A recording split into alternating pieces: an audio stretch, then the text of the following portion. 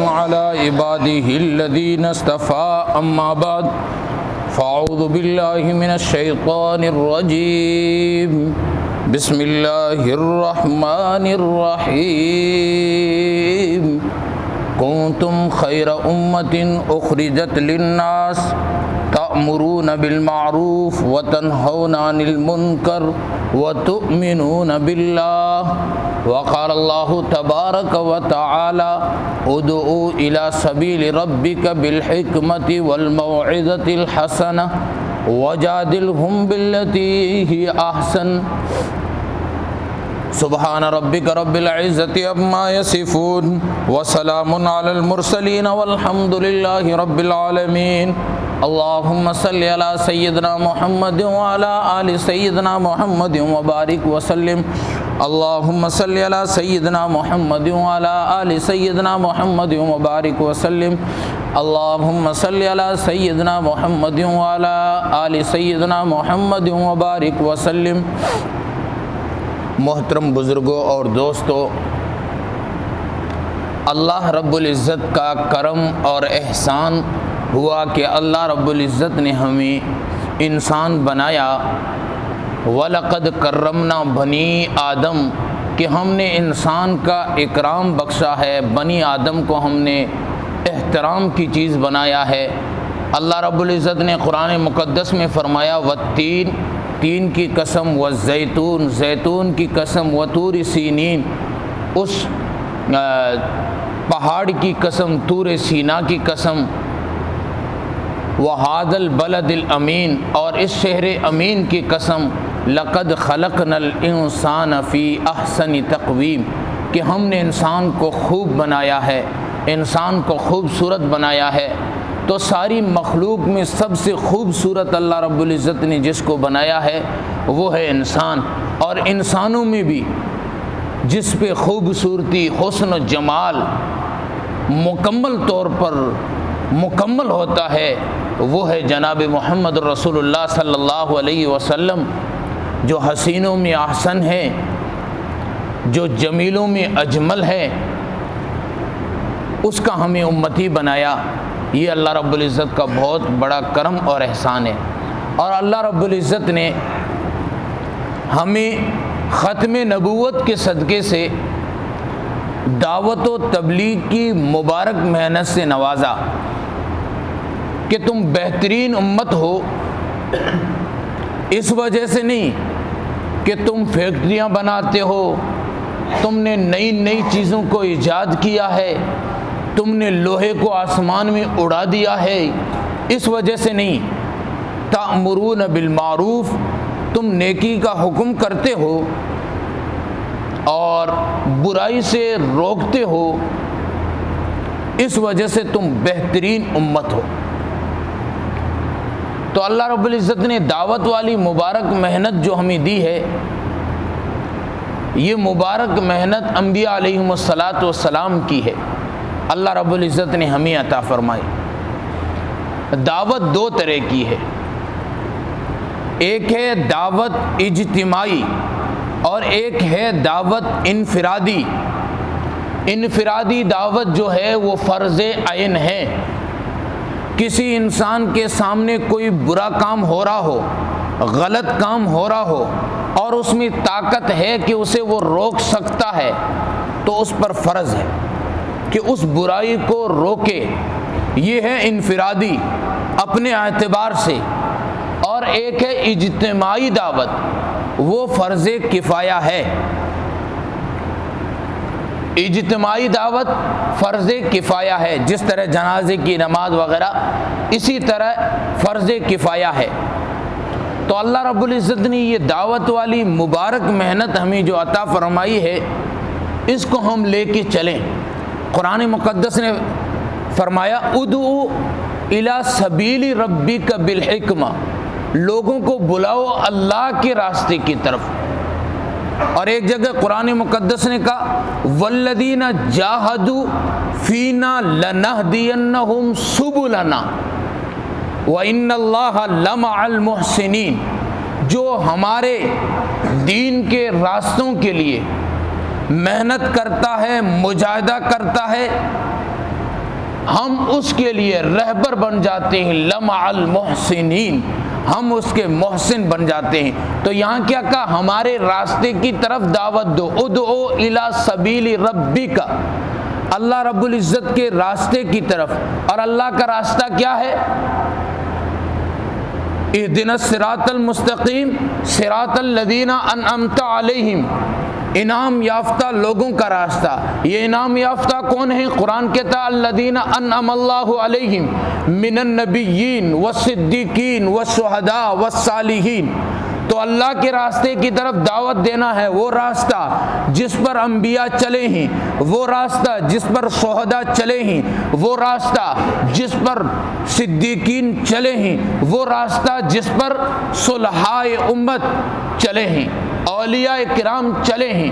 تو ادعو الی سبیل ربک، اللہ رب العزت کے راستے کی طرف، اللہ کی طرف دعوت دو، بالحکمت والموعظۃ الحسنہ، حکمت کے ذریعے سے، والموعظۃ الحسنہ، اور بات کرنے کا، دعوت دینے کا انداز بھی تمہارا پیارا ہو۔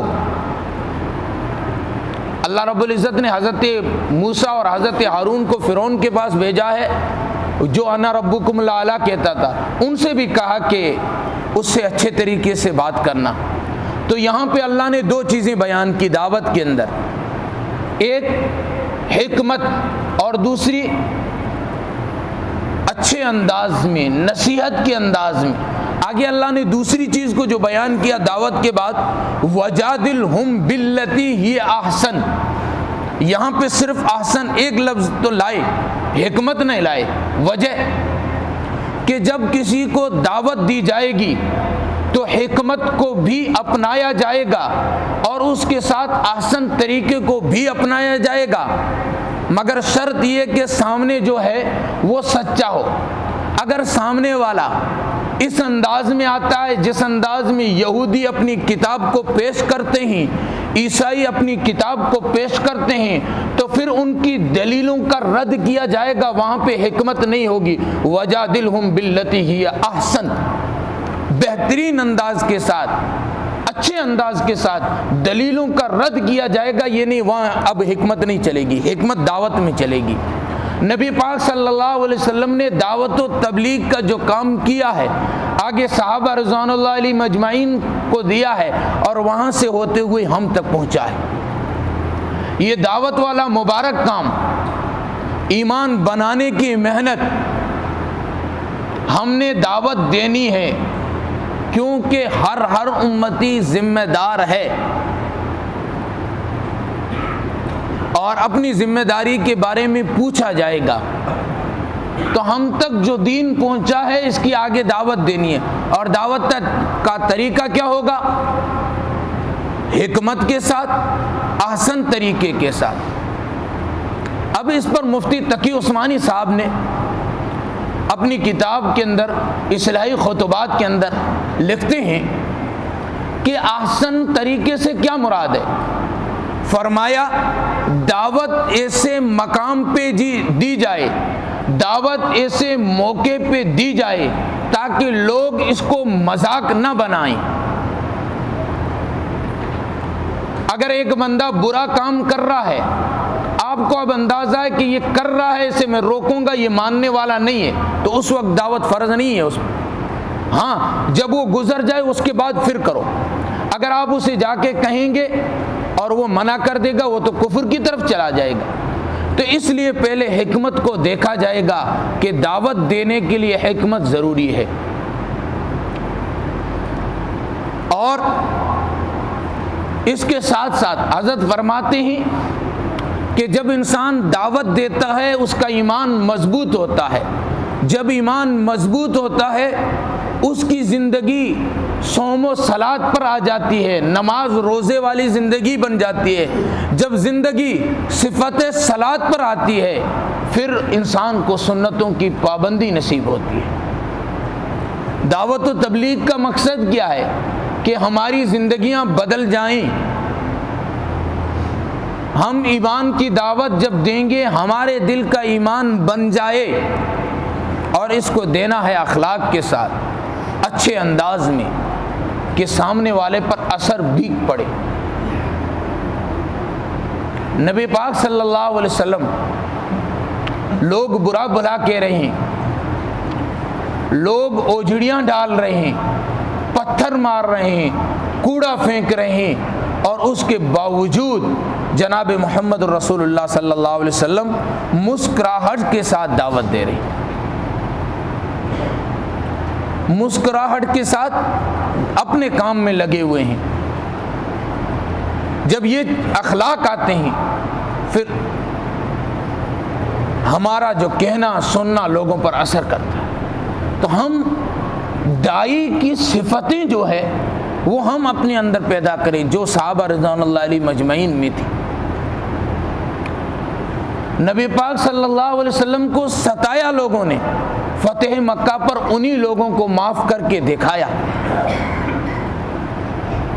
اس لیے ہمارے بزرگ کہتے ہیں نا کہ بھائی ہم نے حکمت کے ساتھ کام کرنا ہے، دعوت جو دینی ہے ہم نے اس طرح کام کرنا جس طرح دیمک اپنا کام کرتا ہے۔ لکڑی کو دیمک کھانا شروع کرتا ہے، اندر اندر سے کھاتا رہتا ہے، ایک وقت آتا ہے وہ لکڑی ختم ہو جاتی ہے۔ بالکل اسی طرح ہم نے اس دعوت والی مبارک محنت کو اپنی زندگیوں میں لانا ہے اور پھر پابندی کے ساتھ کرنا ہے۔ ایسے ہم اپنے آپ کو دعوت و تبلیغ والا کہتے ہیں، لیکن ہماری زندگی میں یہ دعوت والی مبارک محنت چھوٹ رہی ہے۔ ہمارے بزرگ جن کی طرف ہم منسوب ہیں وہ 5 کام بتاتے ہیں، ہم بتائیں کہ ہمارے پورے گاؤں میں کتنے کام ہو رہے ہیں۔ ہم خود سوچیں بھائی دعوت کس کے لیے ہے؟ خود کے فائدے کے لیے۔ میں جو کہہ رہا ہوں یہ میں اپنے فائدے کے لیے جو کہہ رہا ہوں، اللہ مجھے اس پر عمل کی توفیق دے۔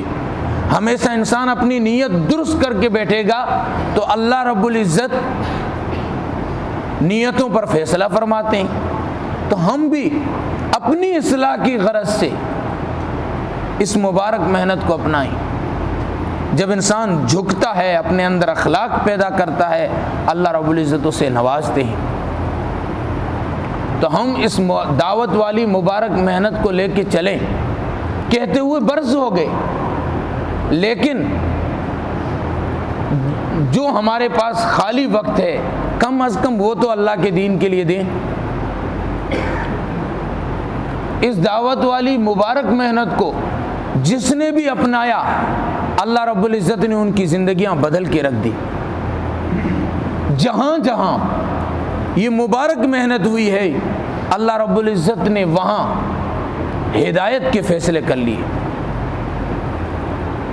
اور یہ مبارک محنت چھوٹی تو بے دینی خود بخود آ جاتی ہے۔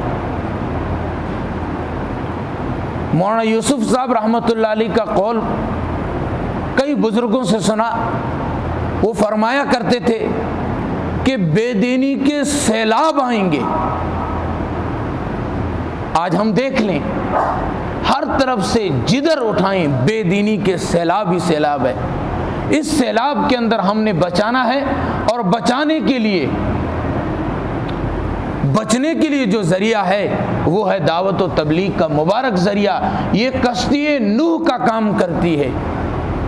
ہم اس کے ساتھ جڑیں گے تو ہماری زندگیاں تبدیل ہوگی، ہماری زندگیوں کے اندر دینی ماحول آئے گا، دینی معاشرہ بنے گا۔ یہ کب بنے گا؟ جب اندر یہ چیز مضبوط ہو جائے گی، دل مضبوط ہو جائے گا۔ دل مضبوط ہوگا پھر ہماری زندگی میں نماز بھی آئے گی اور علم و ذکر بھی آئے گا، علم کی طلب ہوگی، اللہ رب العزت کی تسبیحات ذکر کثرت سے ہوگا، اکرام مسلم بھی آئے گا، اخلاص نیت بھی آئے گی، اور دعوت و تبلیغ کا جذبہ بھی آئے گا۔ یہ سب آئے گا جب ہمارا ایمان مضبوط ہوگا، اخلاق ہر چیز آئے گی۔ شرط یہ ہے کہ پہلے دل پر محنت کرنی پڑے گی۔ صحابہ رضوان اللہ علیہ مجمعین کے نبی کے اخلاق کیسے تھے؟ ہم سنا تو بہت کرتے ہیں اور لوگوں میں کہا بھی کرتے ہیں کہ ہمارے نبی ایسے تھے۔ ہاں وہ سب کچھ تھے، ہم بھی ویسا بننے کی کوشش کریں، ویسے اخلاق پیدا کریں۔ کسی نے کہا نا تیرے اخلاق کی تمثیل عالم میں تو ملتی نہیں، یہاں تو انسانیت لرزہ بر اندام ہے ساقی، ہمیں ہماری تیرا بختی نے ہمیں یہ سبق سکھایا ہے ساقی، نہ جس کی صبح ہے ساقی نہ جس کی شام ہے ساقی، نہ حرمت مے کی ہے نہ پینے کا ہے سلیقہ، ہمیں جیسوں سے تیرا میں خانہ بدنام ہے ساقی، ہمیں جیسوں سے تیرا میں خانہ بدنام ہے ساقی۔